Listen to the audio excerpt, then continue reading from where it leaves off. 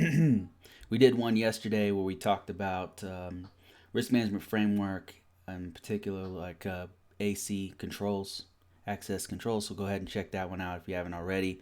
Today we're going to talk about some jobs.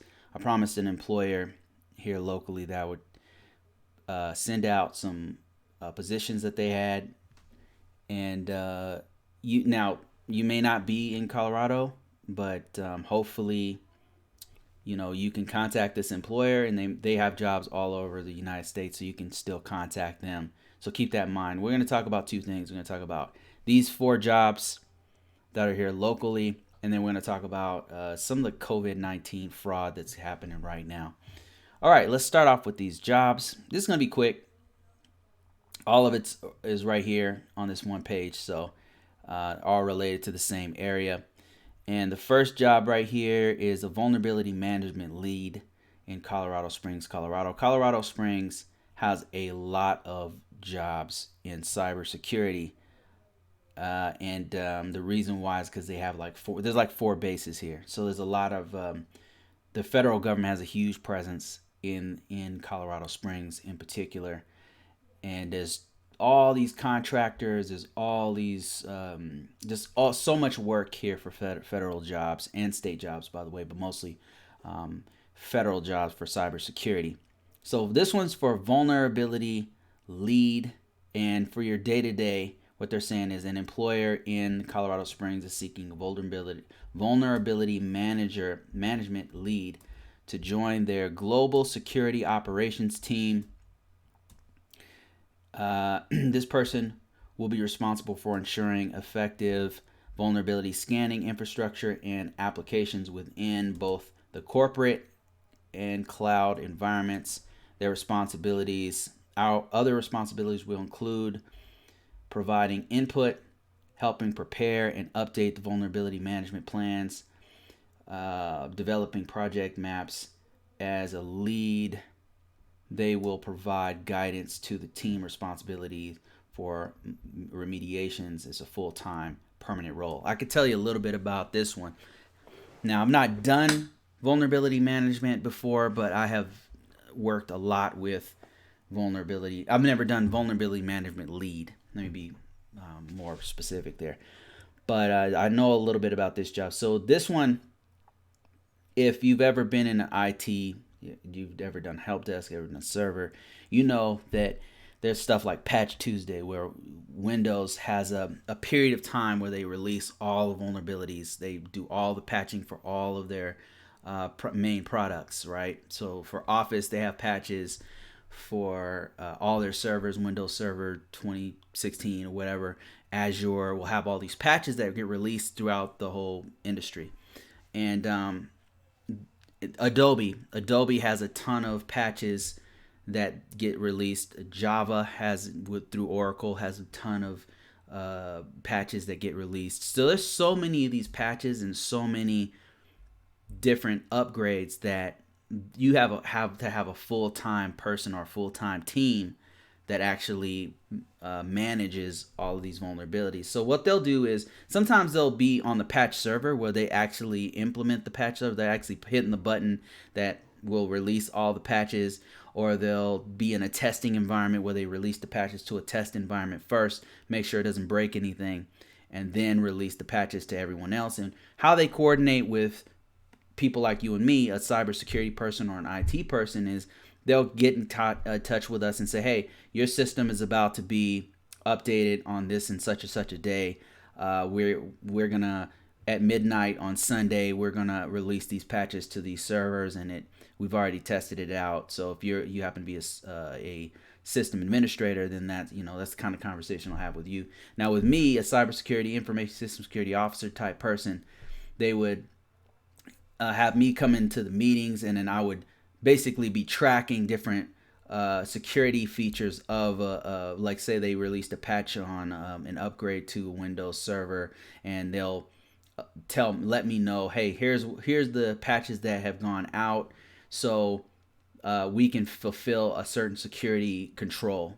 It's huge. Like this right here, vulnerability management is huge for a cybersecurity information security officer, and the reason why is because a lot of times Windows and Java and some of these other systems, things change so fast with the systems. And what will happen is these reports will come out to an information system security officer, and it'll suddenly say, like your information, one of your controls is no longer implemented.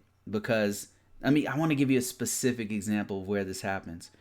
One might be there's a control where I'm trying to think of, and it'll come to me, where I can give you a specific example of where an actual security control is no longer valid. It's no longer valid because Windows is no longer it no longer meets a certain level of security.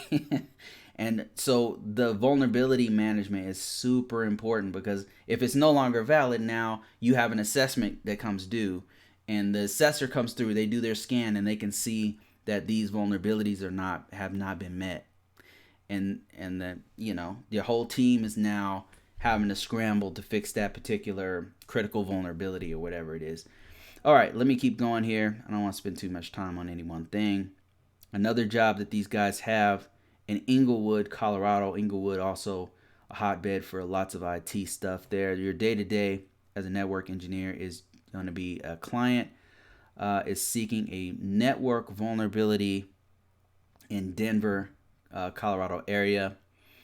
And you're going to conduct certification testing of a new voice over IP related products and services in a lab environment.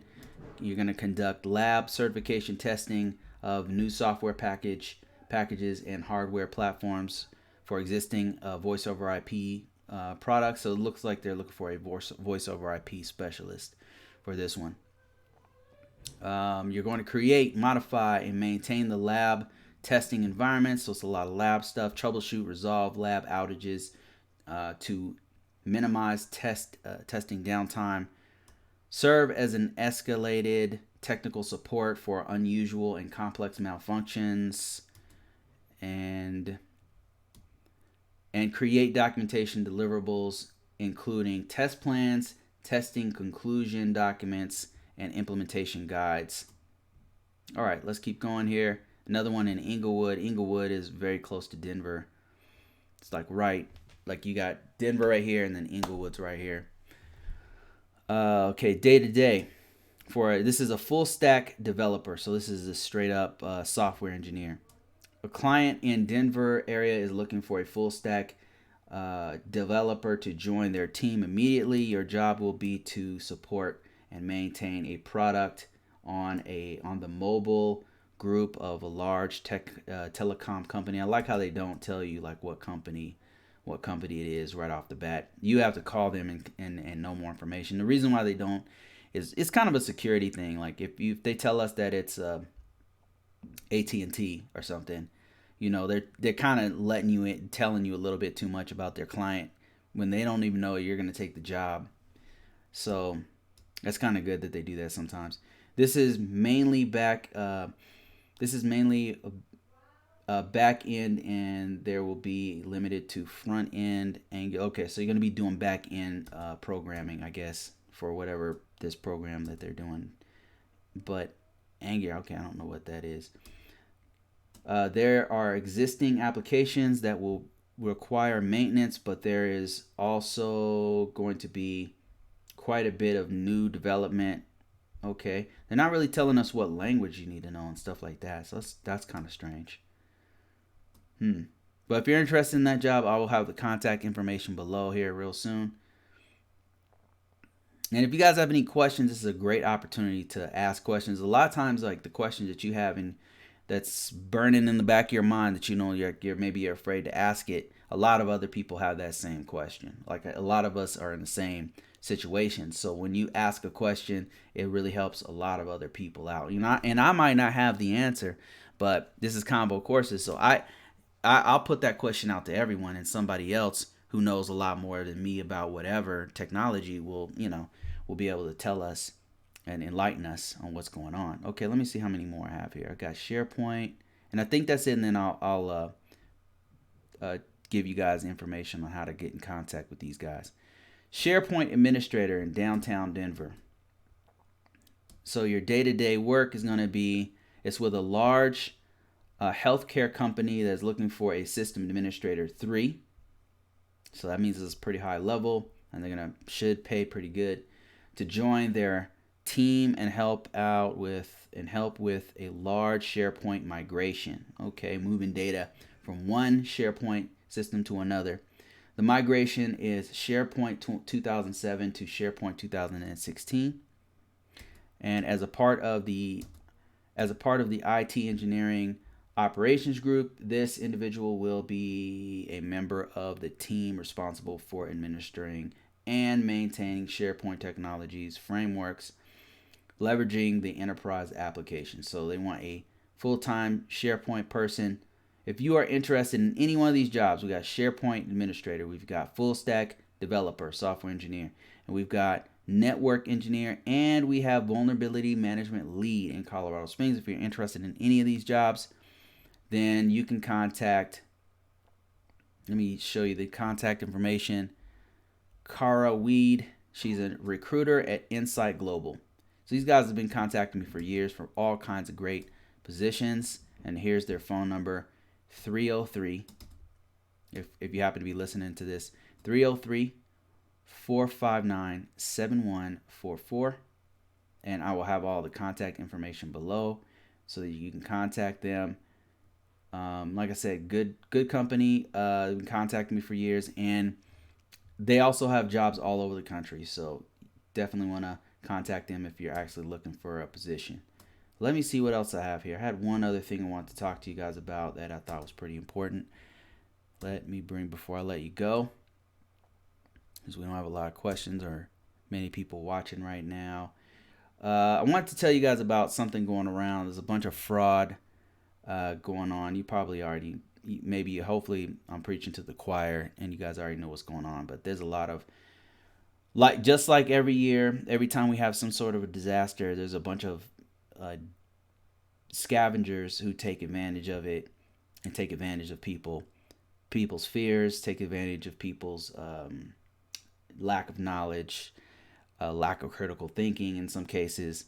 But there's a bunch of people saying that there's a cure for COVID-19 during the pandemic. There's no cure for this. They're working on it. Even if they get a vaccine for it, it's going to take them a year to test it, a year and a half, 18 to 2 years for them to test it on actual test subjects. So there's no cure for this right now, but unfortunately people are getting these emails about that there's these kits for $4 shipping charges or whatever. And here's one of the sites right here, COVID virus medicalkit.com. Like, this is not real. This stuff's not real. They don't have, if you're following what's going on, they don't have a vaccine for it yet. This is going to take upwards of a year for them to even test it. So that's what's going on with that. I mean, just always verify. They give you some tips on how to avoid some of these. And if you want to know where I got this from, I'm on justice.gov. Just go to justice.gov and then you can just search for COVID-19. That's where I'm at. But they're telling you, independently verify this stuff. Don't just click random links. I mean, it's pretty obvious stuff, but unfortunately, there's some people who are not net savvy. So just be very aware that there's all of these different clickbaity type stuff going on. That are people trying to exploit people's fears for COVID-19. It's just unfortunate that this happens a lot. They actually have a site. Let me see if I can find the site here. It's National Center for Disaster Fraud. It's happening so often with these disaster frauds that happens so often that they have to make a whole nother department to avoid it. It's just ridiculous, And every year, every disaster, it's the same thing. It's the same thing. Here it is. Here's the site right here. It's NCDF, National Center for Disaster Fraud. And right now, the latest disaster fraud going on is for, of course, COVID-19. There's a hotline you can contact if you feel like you've been scammed, or if you feel like you found an email that people are sending this thing out to everybody, or more than likely Facebook, people sending out false information or sending out some fake scam crap. You can email these guys, and what they'll do is these guys collect information. They also have a hotline. They collect information so that if there is ever a big enough complaint where it scams enough people, and some of these scams are like, they go viral, they do really well. But what'll happen is these guys, they'll gather all information that people are sending in, and they'll use it against them in court, or allow the law enforcement, older folks who just don't know any better because they're just not net savvy. All right, that's it, guys. Unless I have any questions, there's nothing going on. I only got 5 viewers. So that's it for this one today. I just wanted to do a short and sweet one today since we did a really long one the other day. And thanks, everybody. Thanks for watching. Spaz93 and Bun Me Golden. Glad you made it again. Thanks for that question the other day. And that's it for this one, guys. Take care of yourselves. Make sure you listen to what's going on. Pay attention, because it's moving pretty fast, man. And that's it. See you guys next week.